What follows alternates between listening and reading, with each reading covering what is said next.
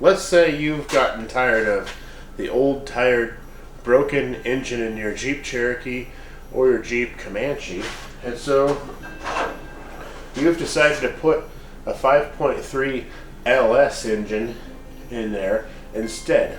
And now you're probably wondering, well, how do I do the transmission mount? So I used the Novak adapters engine mounts to get this engine to set in there correctly, but I kept the 4L60 transmission. So this video is about making a transmission mount for the 4L60E with a 5.3 and a Jeep Comanche or Jeep XJ. So you can kind of see that I started a transmission mount here, but because I didn't tighten the engine mounts first, I actually messed up and welded this plate on, and now it doesn't line up because I had to shift the transmission tail end to the passenger side. So now I have to cut this off and rebuild it. So next thing I've got to do, I guess, is to lift this transmission off of this mount and take this bolt out and basically remake this whole bushing. And then I can finish it up with some gussets.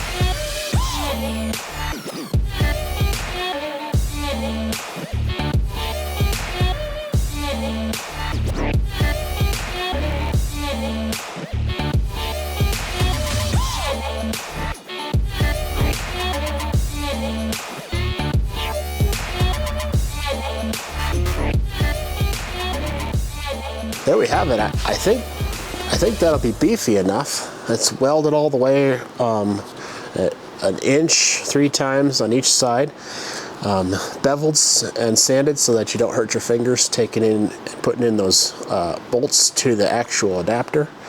Looks a little bit crooked, but I think that's just how it sits in there.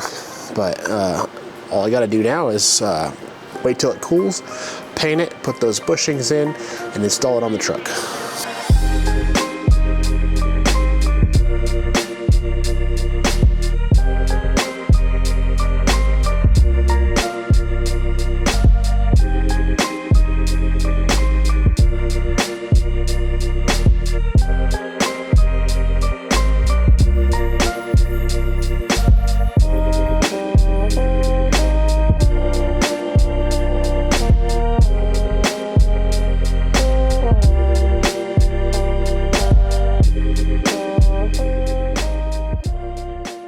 Okay, I'm back from the hardware store and I got a grade 8, I believe it's 3/4 inch bolt, a little bit longer so that that nylon lock nut could actually capture all of the threads.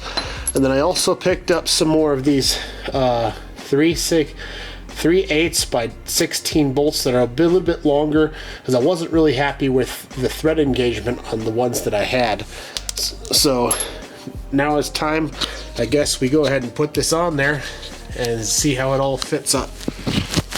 Let's go.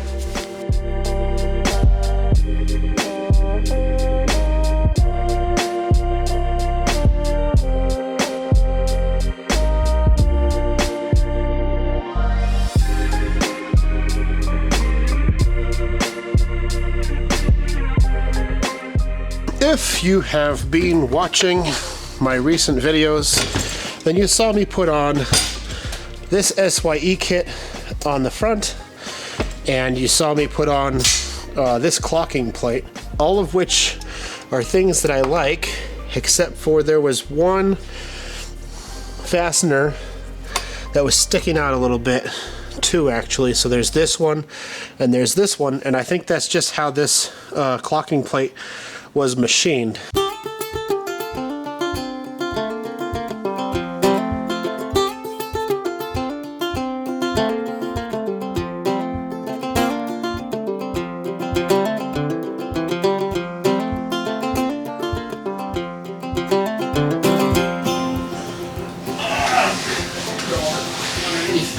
This thing too much today.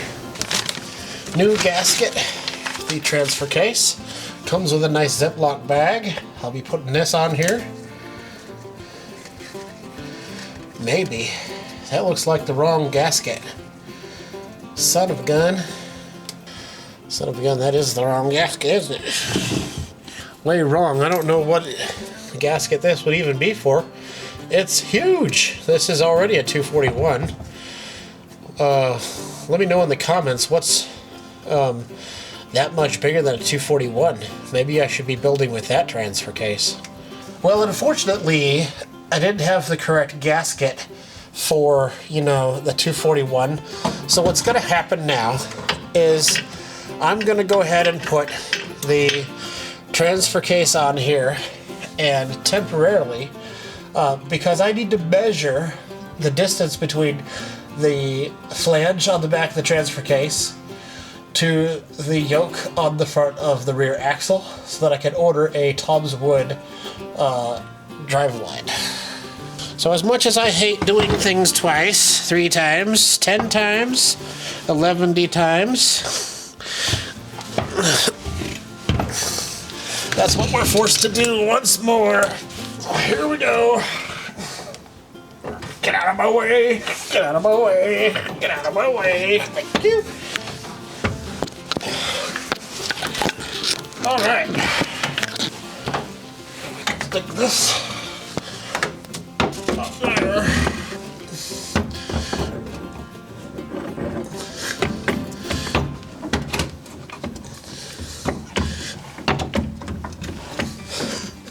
Getting tired. Should use the jack. All right. There we have it. Whew. How many times did I bump into this microphone? I'm gonna stick a couple of bolts. Maybe just one will do it right at the top. Then I can get a measurement off of this and the axle. So if you've never measured for a drive shaft before, have no fear. Neither have I. This is my first off-road build and my first drive shaft. And I basically went on the internet and found out how Tom Woods wants you to measure for their drive shafts. And I also talked to my good buddy at work, and he explained it to me in further detail. So if you need help with that, you should talk to your buddy at work and he'll explain it in further detail. 44 3/8. 44 3/8 inches.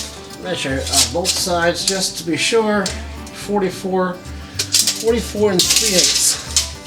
If you're wondering how to measure a drive shaft, I may make a video about that in the future if enough people comment that they would like to know how to measure for a drive shaft. And with that, there is my new SYE 241 transfer case, and here is my brand new 100% fabricated transfer case mount that works for a 4L60E.